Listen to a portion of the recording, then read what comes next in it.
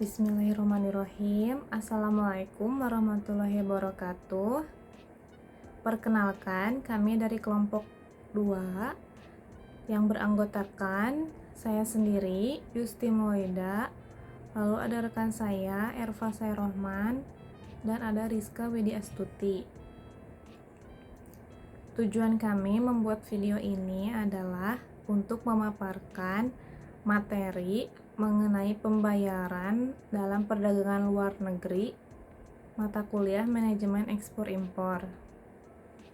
Nah, sebelum lanjut ke materi, ada beberapa poin pembahasan yang harus kalian ketahui.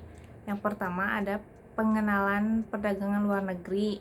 Nah, jadi sebelum kita masuk lebih dalam, kita harus kenalan dulu apa sih perdagangan luar negeri itu.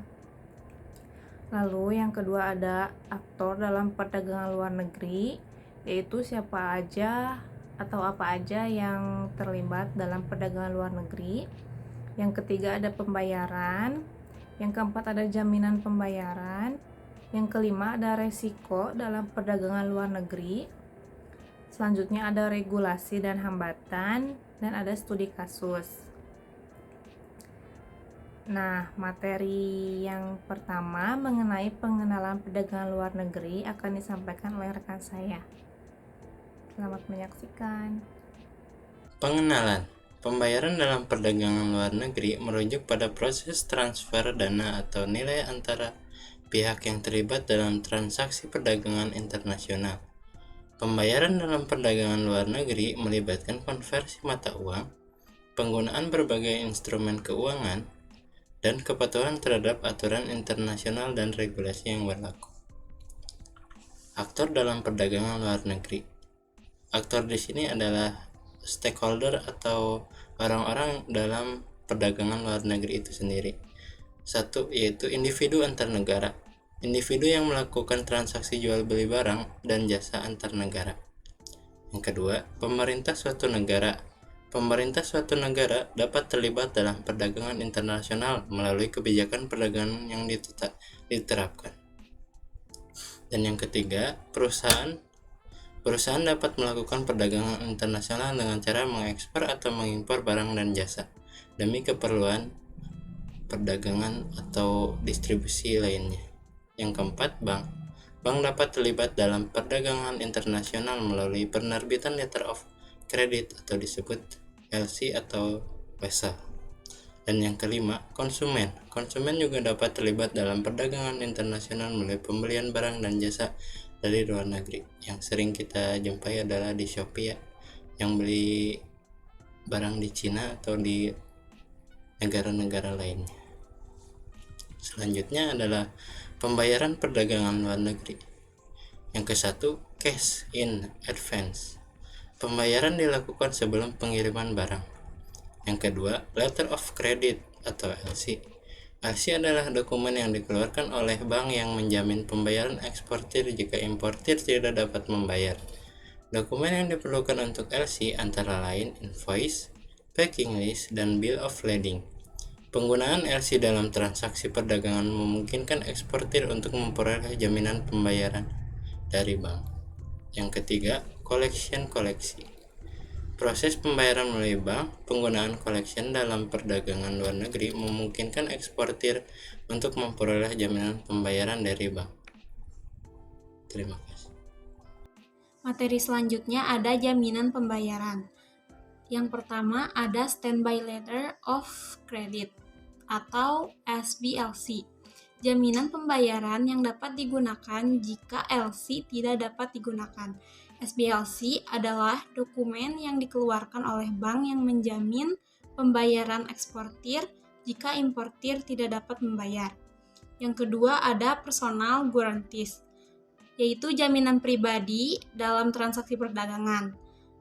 Personal guarantees adalah jaminan yang diberikan oleh individu atau perusahaan untuk menjamin pembayaran dalam transaksi perdagangan. Yang ketiga ada asuransi kredit ekspor, yaitu asuransi yang melindungi eksportir dari risiko pembayaran yang tidak dapat dilakukan oleh importir. Asuransi kredit ekspor memungkinkan eksportir untuk memperoleh jaminan pembayaran dari perusahaan asuransi. Selanjutnya yaitu resiko dalam perdagangan luar negeri. Yang pertama, resiko mata uang. Resiko dari fluktuasi kurs valuta asing yang dapat berdampak pada penjualan, harga dan laba eksportir dan importir. Perubahan nilai mata uang asing yang tidak terduga dapat menjadi resiko utama pada perusahaan yang terlibat dalam transaksi ekspor dan impor. Yang kedua, ada resiko kredit. Resiko dari gagal bayar oleh importir. Resiko kredit dapat terjadi jika importir tidak dapat membayar sesuai dengan kesepakatan yang telah disepakati antara importir dan eksportir. Yang terakhir ada resiko politik. Resiko dari perubahan kebijakan politik yang dapat mempengaruhi perdagangan internasional. Resiko politik dapat terjadi jika perubahan kebijakan politik yang tidak diinginkan oleh eksportir dan importir. Untuk mengelola risiko perdagangan luar negeri, terdapat beberapa cara yang dapat dilakukan. Yang pertama ada hedging atau melindungi diri dari fluktuasi nilai tukar dengan cara membeli atau menjual kontrak berjangka mata uang. Yang kedua ada asuransi kredit ekspor. Asuransi yang melindungi eksportir dari risiko pembayaran yang tidak dapat dilakukan oleh importir. Dan yang terakhir ada Standby Letter of Credit atau SBLC, yaitu jaminan pembayaran yang dapat digunakan jika LC tidak dapat digunakan. Regulasi dan hambatan. Yang pertama, tarif dan bea cukai. Tarif dan bea cukai dapat menjadi hambatan dalam perdagangan internasional karena dapat meningkatkan biaya impor dan menurunkan daya saing produk ekspor. Yang kedua, peraturan perdagangan internasional. Peraturan perdagangan internasional dapat menjadi hambatan dalam perdagangan internasional karena dapat membatasi akses pasar dan mempersulit proses perdagangan. Selanjutnya ada perjanjian perdagangan bebas. Perjanjian perdagangan bebas dapat membantu mengurangi hambatan perdagangan internasional dengan menghilangkan atau mengurangi tarif dan bea cukai serta memfasilitasi akses pasar. Untuk mengatasi hambatan perdagangan internasional, perlu dilakukan upaya-upaya seperti yang pertama, meningkatkan kerjasama antar negara. Kerjasama antar negara dapat membantu mengurangi hambatan perdagangan internasional dengan memfasilitasi akses pasar dan menghilangkan atau mengurangi tarif dan bea cukai. Yang kedua, meningkatkan kualitas produk.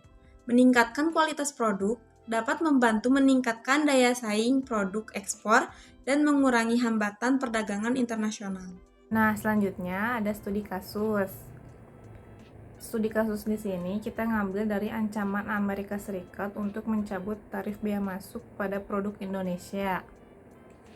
Nah, apa sih permasalahannya? Yaitu yang pertama ada impor produk pertanian.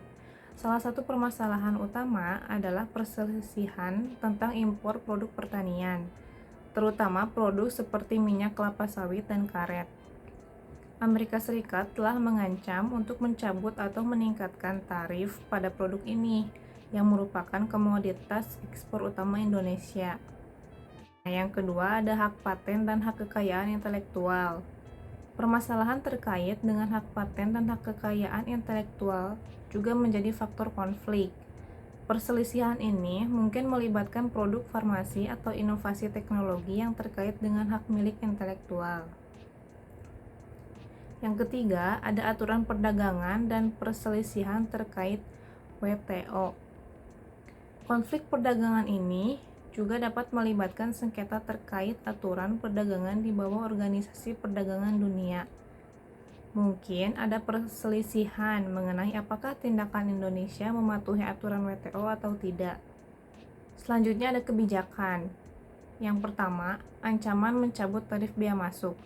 Amerika Serikat telah mengancam untuk mencabut tarif bea masuk yang dikenakan pada produk-produk Indonesia. Ini adalah bagian dari strategi untuk mendorong Indonesia untuk mengubah atau memenuhi tuntutan mereka dalam konteks perdagangan. Yang kedua, ada tindakan penindakan. Pemerintah Amerika Serikat dapat mengambil langkah-langkah penindakan seperti meningkatkan tarif bea masuk atau menerapkan hambatan perdagangan lainnya sebagai respon terhadap tindakan Indonesia yang dapat dianggap merugikan perdagangan Amerika Serikat. Selanjutnya ada penyebab konflik. Penyebab konflik ini adalah perbedaan dalam interpretasi aturan perdagangan internasional, ketidaksetujuan atas praktek perdagangan atau regulasi tertentu, serta persaingan ekonomi dan politik antara Amerika Serikat dan Indonesia. Faktor-faktor seperti perlindungan industri dalam negeri, perubahan kebijakan, dan perselisihan hak milik intelektual dapat menjadi penyebab konflik perdagangan. Ketegangan perdagangan seperti ini sering memerlukan penyelesaian melalui negosiasi bilateral atau melalui organisasi perdagangan internasional seperti WTO. Kedua belah pihak mungkin akan berupaya mencapai kesepakatan yang meminimalisir dampak negatif pada perdagangan dan hubungan ekonomi mereka. Nah, selanjutnya ada akibat konflik. Yang pertama ada gangguan dalam perdagangan. Konflik perdagangan dapat mengganggu aliran perdagangan antara Amerika Serikat dan Indonesia, yang dapat berdampak pada ekspor dan impor kedua negara. Yang kedua ada ketidakpastian ekonomi. Ancaman konflik dan penindakan dapat menciptakan ketidakpastian di pasar, yang dapat mempengaruhi investasi dan kepercayaan konsumen. Yang ketiga, dampak pada ekonomi Indonesia. Jika tarif bea masuk meningkat atau diberlakukan terhadap produk Indonesia, ekspor ke Amerika Serikat dapat terpengaruh, yang akan berdampak pada perekonomian Indonesia dan sektor-sektor yang terkait. Yang keempat ada potensi negosiasi. Konflik ini juga dapat menciptakan kesempatan untuk perundingan dan negosiasi antara Amerika Serikat dan Indonesia dalam upaya mencari solusi yang menguntungkan. Nah, jadi segitu aja untuk materi pembayaran perdagangan luar negeri. Nah, ini adalah sumber-sumber yang kita ambil dari internet. Nah, selanjutnya ada potensi ekspor Indonesia. Kita mengambil produk tempe. Kenapa sih harus tempe? Karena ada beberapa negara, contohnya Amerika, konsumsi utama proteinnya kan daging. Tapi kan yang vegan pastinya tidak makan daging. Jadi tempe yang terbuat dari kedelai mengandung nutrisi yang tinggi, kaya akan mineral, vitamin, antioksidan, serta rendah kalori, bisa jadi alternatif mereka untuk memenuhi asupan proteinnya. Sedangkan baru 6 negara tujuan utama ekspor tempe, yaitu Jepang, Korea, Hong Kong, Malaysia, Taiwan, dan Singapura. Jadi, ekspor tempe ini bisa menjadi produk unggulan Indonesia dengan syarat memenuhi mutu tempe yang berlaku di Asia, yaitu Kodeks Regional Asia. Nah, sekian pemaparan uraian materi dari kami.